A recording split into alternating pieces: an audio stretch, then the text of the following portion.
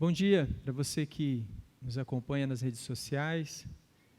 O objetivo da nossa reunião de hoje, mesmo que virtual, é falarmos e continuarmos os nossos estudos, num tempo em que precisamos ficar em casa, mas não precisamos ficar separados, não precisamos ficar longe uns dos outros e podemos juntos estudar a palavra do nosso Deus. A sequência dos estudos que vemos fazendo nos trouxe para o tema da aula de hoje, o tema que traz uma riqueza para a nossa vida cristã, para o nosso jeito de viver, para a nossa experiência que temos com os nossos irmãos, com os nossos amigos, com as pessoas à nossa volta, especialmente a respeito das decisões que precisamos tomar, da nossa conduta de vida, das escolhas que fazemos todos os dias.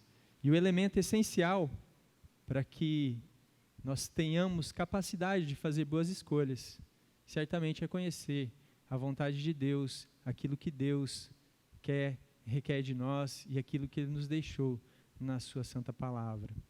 Quero te convidar para a leitura.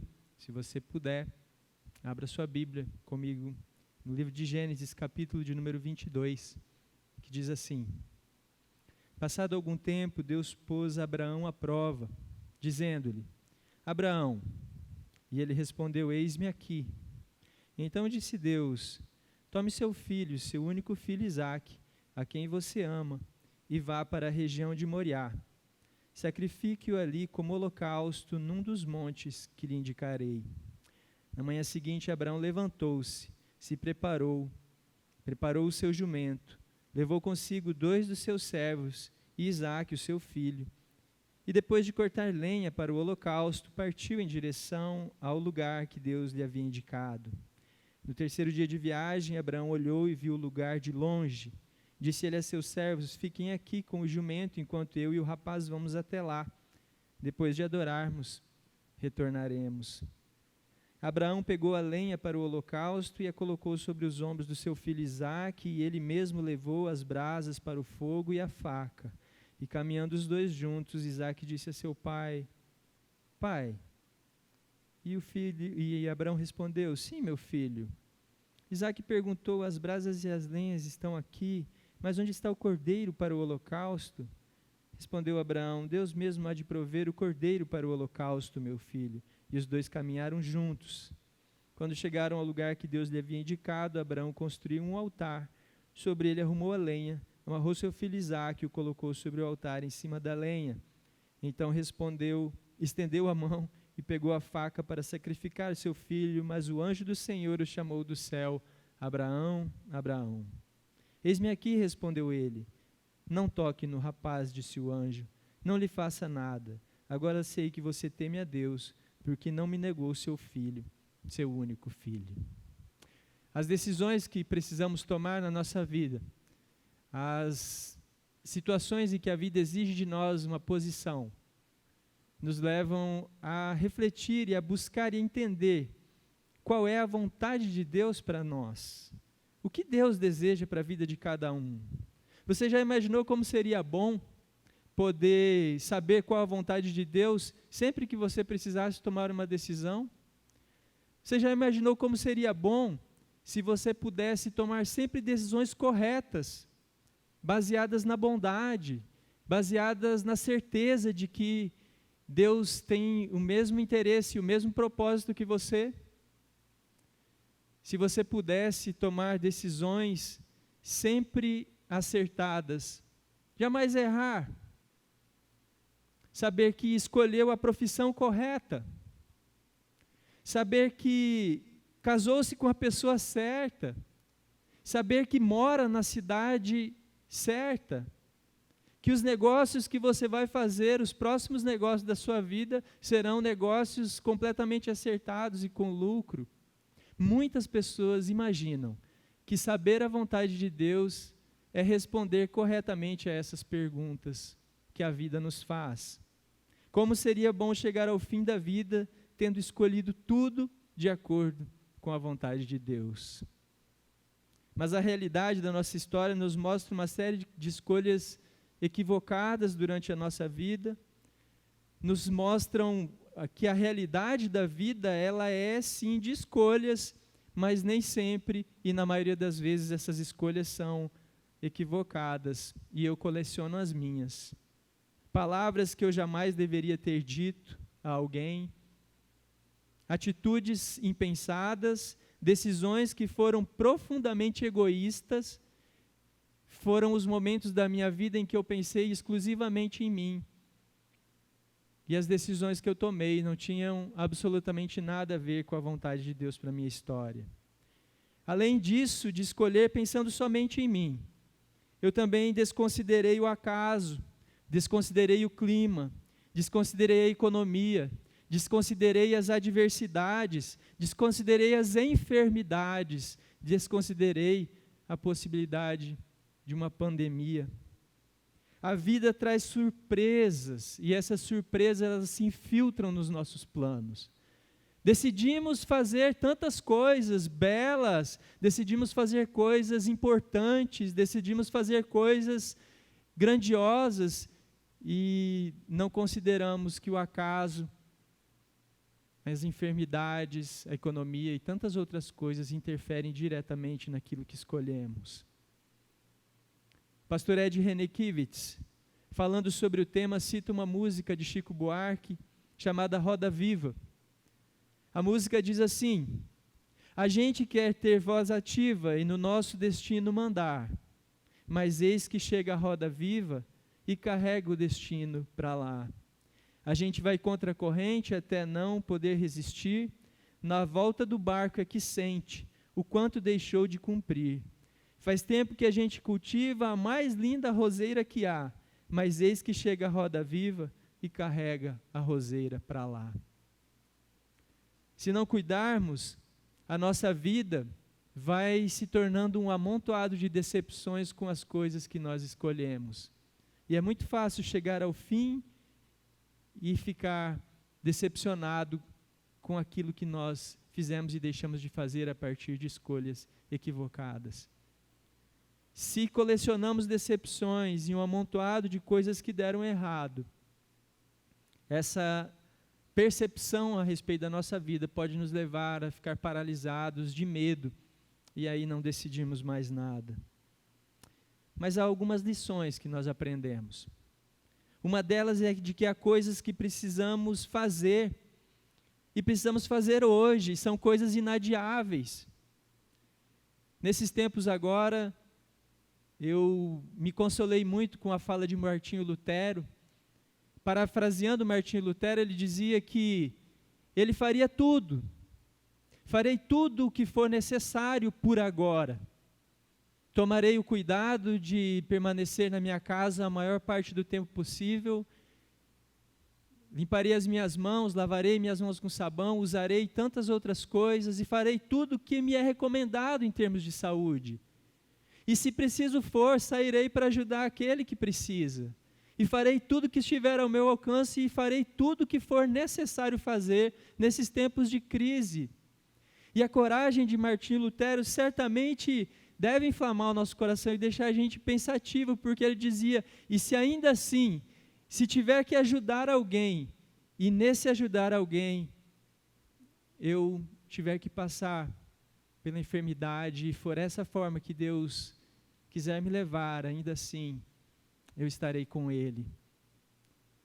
Que beleza ver que a vida não pode parar, porque nós estamos com medo, porque nos falta coragem. Não, vai continuar. Não sei se comigo aqui, ou se não estarei aqui, mas o certo é que a vida continua. Que confiar em Deus permanece de forma inalterada, imutável na minha história. Aprendemos que há coisas que precisam ser feitas, decisões que não podemos adiar. Nós vemos que tantos na Bíblia mostraram esse poder de realizar o que precisava ser feito. O apóstolo Paulo, lá no livro de Atos, capítulo 18, verso 21, nos mostra que um pedido de amigos para que ele ficasse naquele lugar, mas ele diz, não, eu preciso partir, Há um trabalho a ser feito, há cidades a serem alcançadas, e ainda existe gente que não conhece o Evangelho. Eu sei que vocês querem que eu fique aqui, que a gente faça um churrasco, que a gente passe mais tempo juntos, mas há coisas a serem feitas. Há missões a serem cumpridas. E então ele fala de forma belíssima para aqueles amigos dele: se Deus quiser, eu voltarei. Senão, não.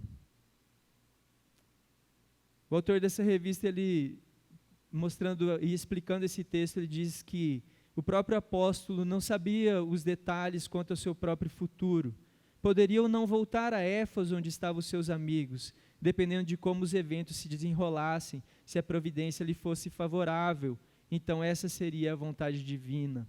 Aprendemos que não haverá sinais especiais para nós. Deus não aparece com luzes ou com sinais visíveis muitas vezes, e quando alguém aparece e diz: Deus me mandou falar isso para você, é hora de desconfiar, porque certamente, se não houver conformidade com as Escrituras, não podemos confiar que Deus age desse jeito, mostrando através de sinais especiais, vozes e luzes o que devemos fazer. A vida se desenvolve à medida em que nós vamos fazendo aquilo que precisamos fazer. Mas devemos nos guiar por princípios. E eu quero aqui trazer, com essa história de Abraão, alguns princípios que devem nortear as suas escolhas e as suas decisões. A primeira delas, e isso com base no livro Faça Alguma Coisa, do Kevin DeYoung, diz que nós devemos estudar as Escrituras e obedecer os seus princípios morais sempre.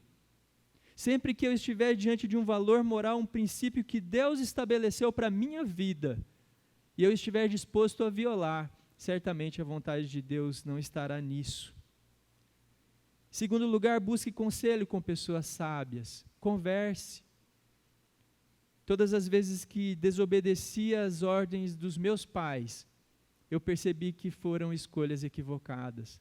Nossos pais em casa, nos pastores das nossas igrejas, os presbíteros, os irmãos mais velhos, as pessoas que estão à nossa volta, elas são fontes de sabedoria, muitas vezes desprezadas. Em terceiro lugar, ore por boas motivações. Ore e peça a Deus que as motivações do seu coração sejam motivações de bondade.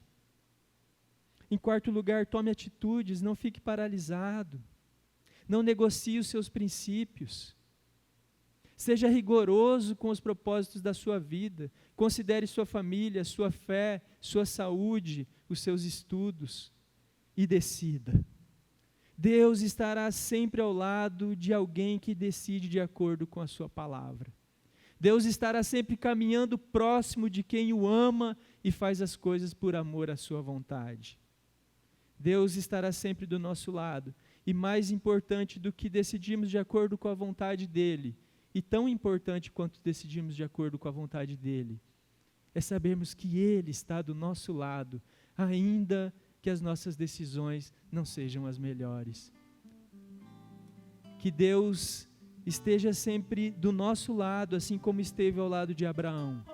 Quando Deus lhe pediu aquilo que ele mais amava, Deus pediu do seu coração o seu maior tesouro. Deus pediu que ele entregasse o seu filho, e ele, sem questionar a Deus, diz: eu entrego, Senhor, o meu filho, aonde, como, de que forma? E Deus mostra a ele no texto que nós lemos: vá até o Monte Moriá. E o filho questiona no meio do caminho: pai, vamos fazer um sacrifício, mas não tem cordeiro.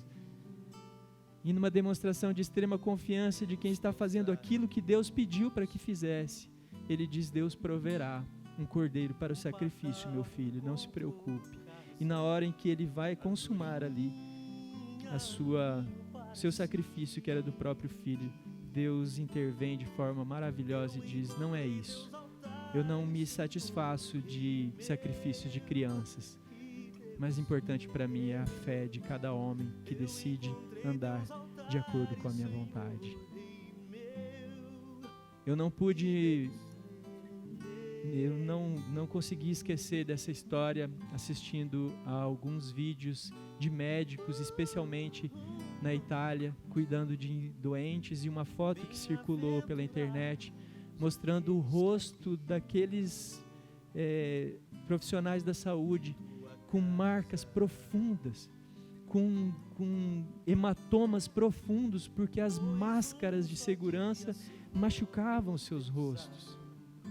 Talvez um dia tenham escolhido a medicina, porque talvez fosse uma profissão que desse conforto e segurança, que desse talvez algum status. Talvez a escolha da profissão tenha sido pautada em motivos, e certamente não foram pautados no motivo como o que está sendo utilizado agora. Mas Deus de alguma forma chamou esses homens e essas mulheres para entregar aquilo que eles cuidaram com tanto carinho, assim como Abraão, nas mãos de Deus. Foram chamados para entregar o seu melhor, para entregar inclusive as suas próprias vidas, como muitos têm entregue, para cuidar de gente que está sofrendo profundamente. Muitas vezes, a vontade de Deus para nós é contrariamente àquela que nos faz ou nos traria uma suposta felicidade. Mas certamente, a sua vontade é muito maior do que as minhas realizações e o meu sucesso pessoal.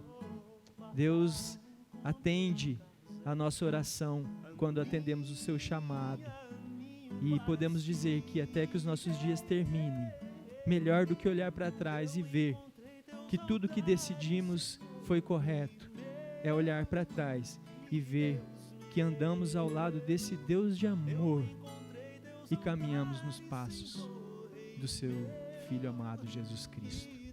Que Deus te abençoe, que você tenha um bom domingo na paz do nosso Senhor e Salvador Jesus Cristo.